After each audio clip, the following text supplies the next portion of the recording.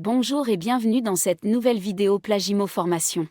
Aujourd'hui, nous allons parler d'un moment clé en VFA, l'achèvement d'un immeuble. C'est une étape centrale, car elle marque un tournant dans le parcours d'un achat sur plan. Au cœur de ce parcours, un jalon déclenche des effets en chaîne, l'achèvement.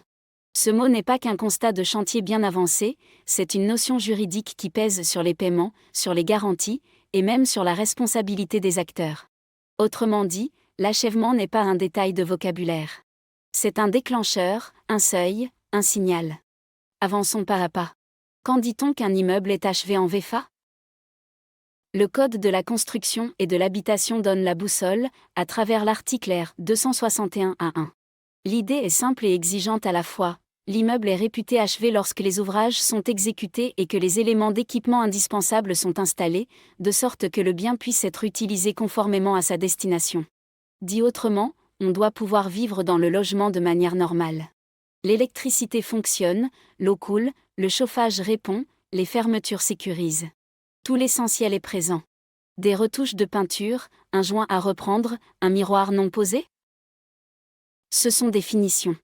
Elles ne bloquent pas, à elles seules, la qualification d'achèvement. Vous voyez apparaître une distinction importante, l'achèvement et la livraison ne sont pas interchangeables. L'achèvement, c'est un seuil juridique lié au paiement. La livraison, c'est la mise à disposition du bien à l'acquéreur. Et la réception ? Elle intervient entre le promoteur, le maître d'ouvrage, et les entreprises, elle marque l'acceptation des travaux, avec ou sans réserve, et déclenche notamment la garantie décennale côté constructeur. En VFA, l'acquéreur ne réceptionne pas juridiquement les travaux, il reçoit son logement. Nuance essentielle. Ainsi, l'achèvement peut être constaté avant la livraison, tandis que la réception, elle, reste l'affaire du promoteur avec les entreprises. 3 moments, 3 effets différents. Approchons-nous maintenant du cœur du sujet. Qui constate l'achèvement ? En VFA, la loi n'impose pas, à la différence de la vente à terme, l'intervention d'une personne qualifiée unique et désignée par le texte. L'achèvement peut donc être constaté par un professionnel de la construction, architecte, maître d'œuvre, bureau d'études. Et parfois par le promoteur lui-même, lorsqu'il produit une attestation d'avancement. Cette souplesse facilite la vie des projets. Mais elle exige une vigilance accrue. Pourquoi ? Parce qu'un achèvement déclaré trop tôt crée un décalage dangereux entre l'état réel du bien et les appels de fonds.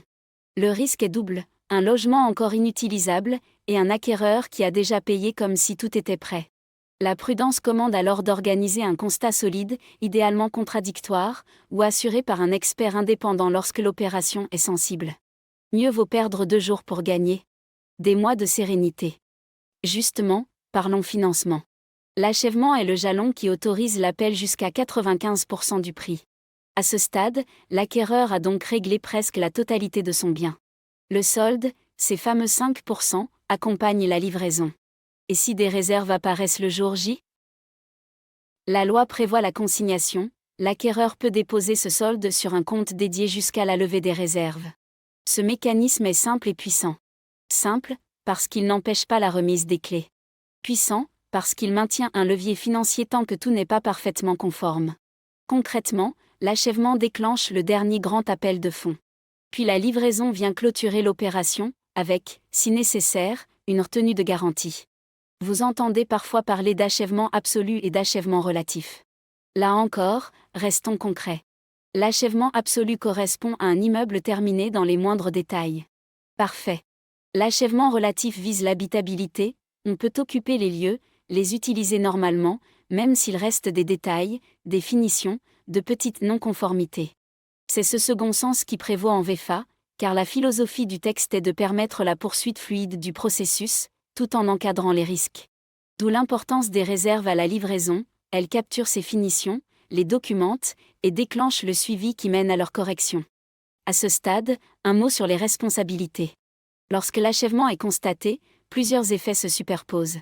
Le promoteur peut appeler le paiement jusqu'à 95%. Le garant d'achèvement, banque ou assureur lorsque la garantie est extrinsèque, s'achemine vers la fin de son exposition, sous réserve bien sûr que les conditions contractuelles soient remplies. L'acquéreur, lui, bénéficie de l'arsenal des garanties légales propres au bâtiment, parmi lesquelles la garantie de parfait achèvement pour corriger les désordres signalés la première année, La garantie biennale pour les éléments d'équipement dissociables et la décennale pour les dommages compromettant la solidité ou rendant l'ouvrage impropre à sa destination. Le maître d'œuvre reste tenu à un devoir de conseil et de vérification. Un achèvement certifié à la légère engage des responsabilités. Tout l'équilibre de la VEFA repose ici sur la qualité de l'attestation et la loyauté des contrôles. Vous l'aurez compris, l'achèvement n'est pas une simple étape administrative. C'est un acte à conséquences. Lorsqu'il est prononcé trop tôt, les ennuis commencent, retard d'occupation, intérêts intercalaires qui s'allongent, frais de relogement, voire contentieux. D'où l'intérêt d'insérer dans l'acte de vente une procédure claire, constatation contradictoire de l'achèvement, production des pièces justificatives, mise en place, si besoin, d'un calendrier pour corriger les manques. Enfin, le recours possible à un expert tiers. Cette approche protège les deux parties, l'acquéreur, qui ne paie pas pour un usage encore impossible, le promoteur, qui évite un blocage de trésorerie par défiance. Restons 2 minutes sur la pratique notariale. Le notaire n'est ni maître d'œuvre, ni contrôleur technique, mais il a une obligation cardinale, vérifier l'efficacité juridique de l'acte qu'il reçoit. En clair, il ne peut pas se contenter de recopier une formule d'achèvement si des éléments sérieux la contredisent. Son rôle, s'assurer que le jalon est cohérent avec la réalité technique et avec le calendrier contractuel, informer clairement l'acquéreur de ses droits, notamment la consignation, et veiller à l'articulation entre l'appel de fonds, la mise à disposition du bien et l'émission des réserves. Lorsqu'il fait ce travail avec méthode, les dossiers avancent sans accroc. Lorsqu'il l'allège, les litiges surgissent. Faites le lien maintenant avec la livraison. Le jour de la remise des clés, tout s'accélère. On visite, on essaie, on ouvre, on ferme, on teste l'eau chaude, on écoute le chauffage, on regarde les châssis, on note les défauts visibles. Ce procès-verbal n'est pas un rituel vidé de sens, c'est l'instrument qui fixe les réserves, déclenche la garantie de parfait achèvement et, le cas échéant, justifie la consignation du solde.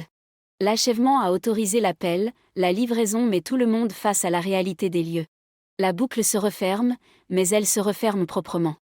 À ce propos, une question revient souvent, achèvement constaté, mais partie commune encore en chantier, est-ce possible ? Oui, dès lors que l'usage normal du logement est assuré et que la sécurité n'est pas compromise, l'achèvement du lot peut être prononcé, sous réserve d'un calendrier ferme de finition des communs. La clé, ici, tient à la destination du bien, à la sécurité, et à la possibilité d'y vivre. Si ces critères sont remplis, l'achèvement tient. Dans le cas contraire, on attend. C'est la logique, et c'est aussi le droit. Autre interrogation fréquente, peut-on refuser de payer l'appel à 95% si l'on estime que l'achèvement est prématuré ? La réponse appelle de la méthode. On commence par demander les justificatifs précis de l'achèvement. On met en parallèle ces pièces et la réalité constatée sur place. En cas de doute sérieux, on formalise un désaccord motivé, on sollicite un constat, et l'on met le notaire et la banque en copie pour qu'aucun déblocage irrégulier n'intervienne. L'objectif n'est pas de bloquer pour bloquer, mais d'aligner le juridique, le financier et la technique. Quand tout s'aligne, le paiement suit. Quand ça ne s'aligne pas, on documente, on escalade. Et on corrige. Prenons un cas concret pour rendre tout cela vivant. Un programme est bien avancé, les logements sont déjà reliés au réseau d'eau, d'électricité et de télécommunications.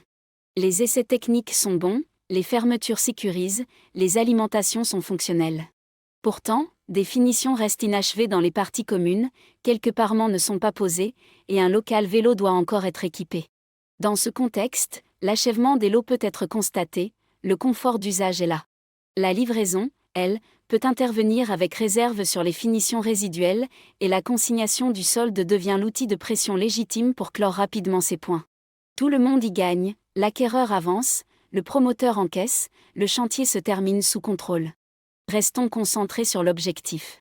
L'achèvement, en VEFA, n'a pas été conçu pour précipiter l'acquéreur dans un logement impraticable, ni pour faire attendre indéfiniment le promoteur alors que tout fonctionne. Il a été pensé comme un point d'équilibre. L'habitabilité doit être réelle. Le paiement doit refléter cet état. Les finitions doivent s'intégrer naturellement dans le mécanisme des réserves. C'est la cohérence entre l'achèvement, la livraison et les garanties qui fait la solidité du modèle français. En résumé, retenez 3 messages. D'abord, l'achèvement correspond à une habitabilité conforme à la destination du logement, on peut y vivre, en sécurité, avec des équipements essentiels opérationnels. Ensuite, il autorise l'appel jusqu'à 95% du prix, le solde étant payé à la livraison, avec possibilité de consignation en cas de réserve. Enfin, il doit être constaté avec sérieux, attestation pertinente, contrôle cohérent, démarche contradictoire si besoin, afin d'éviter les contentieux inutiles. Avant de se quitter, annonçons la suite pour garder le fil de votre progression. Prochaine vidéo, l'impact fiscal de l'achèvement en VFA, nous verrons comment ce jalon dialogue avec la taxe sur la valeur ajoutée, les droits d'acquisition, et la trésorerie de l'opération, côté acquéreur comme côté promoteur. Vous aurez ainsi la vision complète, technique et pratique, du passage à 95% jusqu'à la remise des clés. Merci d'avoir suivi cette vidéo Plagimo Formation. Pour ne rien manquer de la série, abonnez-vous à la chaîne, et retrouvez en description nos supports pédagogiques ainsi que l'accès à la formation complète. Remplissez notre formulaire de contact. Pour découvrir nos programmes VFA en cours. Plus de 200 résidences neuves. Partout en France métropolitaine. Scannez-moi. Et rejoignez l'univers Plagimo.